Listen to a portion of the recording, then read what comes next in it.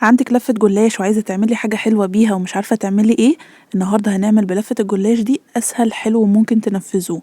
بجد سهل جدا، اي حد مبتدئ وعايز يعمل حاجة حلوة وسريعة بدون بقى لف ولا افتكاسات هتطلع معانا حاجة حلوة ومورقة جدا. بلفة جلاش واحدة تقدر ان انت تعملي الكمية اللي انت شايفاها دي كلها مورقة كده جدا زي ما انتوا شايفينها كده وحلوة جدا. ووربات الجلاش جربيها ان شاء الله بطريقتي النهاردة، سهلة وسريعة واقتصادية وبجد في ثواني هتحضريها. علشان تعرفوا الطريقة اتفرجوا على الفيديو للآخر، ولو كنتي مش مشتركة في القناة اشتركي وفعلي الجرس، ويلا نسمي بسم الله ونبدأ في المقادير. علشان نحضر ورباية الجلاش حضريها بقى كده في رمضان، كل سنة وانتوا طيبين. بتبقى سهلة معانا جدا وبتنجز معانا في الوقت، لان هي مش بتحتاج وقت كبير في التشكيل. كل اللي احنا محتاجينه هي لفة جلاش، اهم حاجة ان هي تكون طرية معانا وما تكونش متقطعة. بجيب كده لفة الجلاش وببدأ ان انا افردها كده بالشكل دوت، وبعد كده بقطعها نصين وكل نص بقطعه لاتنين.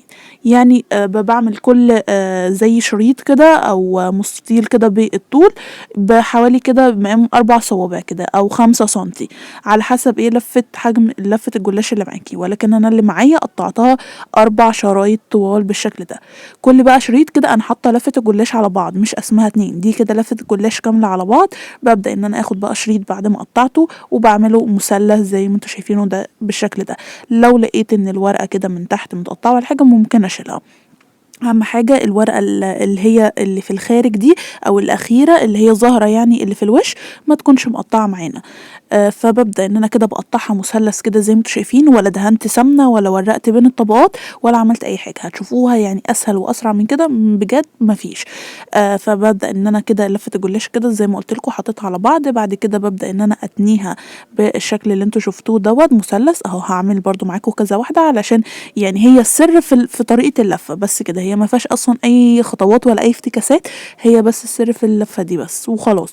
بنقطعها بقى كده كلها بنفس الطريقة، بتطلع معانا كده مثلث بالشكل اللي انتوا شايفينه ده. وبعد كده بنحطها في الصاج، وهكذا بعمل كل الكمية. باخد كده شريط شريط وببدأ ان انا اعمله اتنيه على شكل مثلث باللي انتوا شايفينه دوت بالشكل ده. فبيبقى بقى معانا كل طبقات الجلاش دي مورقة. وبعد كده بقى هنشربها بالسمنة كويس جدا عشان تبقى مورقة معانا كده وتبقى جميلة زي ما شفتوها في بداية الفيديو، وكمان تاخد اللون الذهبي والقرمشة الجميلة بتاعة الجلاش.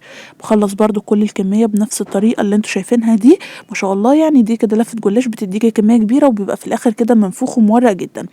احنا طبعا ولا دهنا سمنة ولا دهنا اي حاجة، فلازم هي هنا بتشربيها بالسمنة كويس جدا علشان يعني هي اساسية هنا السمنة، بحيث ان الجلاش يتشرب السمنة كويس قوي يورق معانا ينفش كده ويبقى مورق وجميل ولونه ذهبي. انا حتى كمان البواقي اللي هي اتبقت كده في الحروف عملتها صوابع كده صغيرة جنب الصينية. هي بتاخد حوالي لفة الجلاش نص كوباية سمنة او كوباية الا ربع، يعني حسب الكمية اللي انتوا تاخدها معاكم. انا بسيح السمنة وببدأ ان انا انزل بيها كده فوق الجلاش ولحد لما يتشرب معايا كده. بسيبه 5 دقايق قبل ما ادخله الفرن. بعد كده بدخله الفرن درجة حرارة 180، يعني في الشبكة اللي في النص عادي كأننا ايه هنسوي اي حلويات شرقية. وببدأ ان انا ادخلها الفرن بقى واسيبه بقى يستوي كويس جدا. بعد ما اطلعه من الفرن لو حسيت ان فيه سمنة زيادة ببدأ ان انا اصفيها منه قبل ما احط الشربات. انا طلع معايا كده من الفرن صفيت اي سمنة زيادة عندي، وبدأت ان انا احط الشربات التقيل. الشربات التقيل هو بتاع الكنافة والجلاش عموما وبلح الشام والحاجات الحلويات الشرقية اللي احنا بنستعملها. اللي هو كوبايتين من السكر عليهم كوباية من المية وعصير نص ليمونة.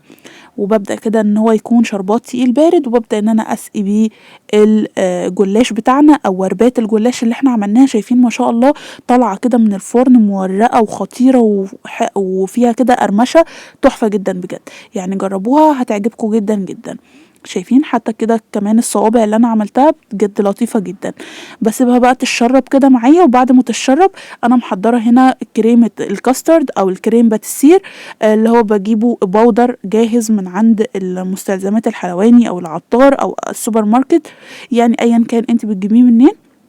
باحط نُص كوباية من بودرة الكريم الباتيسير ديّة، وعليها كوباية من اللبن، وباضربهم بس كده بالمعلقة أو بالمضرب السلك لحد لمّا يتقلوا معايا، وبابدأ إن أنا أحشي بيها. طب لو مش حابة تحشي كريم باتيسير تقدري تعملي كاسترد على النار، يعني تجيبي كوبايتين من الحليب عليهم معلقتين من النشا، وتدوبيهم لحد لمّا تعمل معاكِ زي المهلبية كده، وبعد كده بتسيبيهم يبردوا تمامًا، وبعد كده بتجيبي كريم شانتيه مخفوقة وتقلّبي الاتنين مع بعض. دي برضه بتبقى حشوة تحفة جدًا برضه في الحشوات الشرقية أو أي يعني حشوة كريمة عايزين تجرّبوها، وتقدري إن أنتِ تحشيها كريم شانتيه بس، تقدري إن أنتِ تحشيها قشطة، أي حشوة أنتِ حاباها. تقدري إن أنتِ تحشيها مهلبية بعد ما تعمليها وتتقل معاكِ، تحطيها كده جوّه في الجلاش أو وربات الجلاش، بس أهم حاجة إن أنا مش باحط لها أي سكر خالص، سواء تعملي كاسترد أو هتعملي كريم شانتيه مش باحط فيه سكر.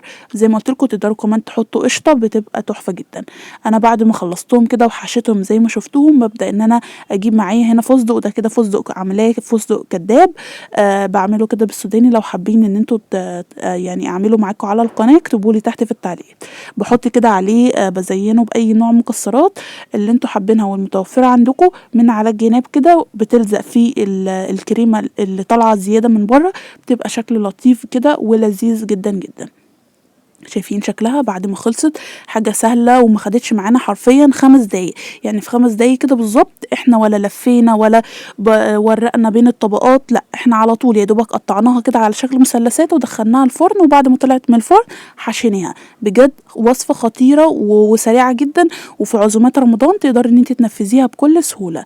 يا رب إن شاء الله وصفة النهارده ورباية الجلاش أو وصفة الجلاش الحلو تكون عجبتكم. لو عجبتكم ما تنسوناش في اللايك والشير والسبسكرايب، واشوفكم إن شاء الله في فيديو جديد. باي.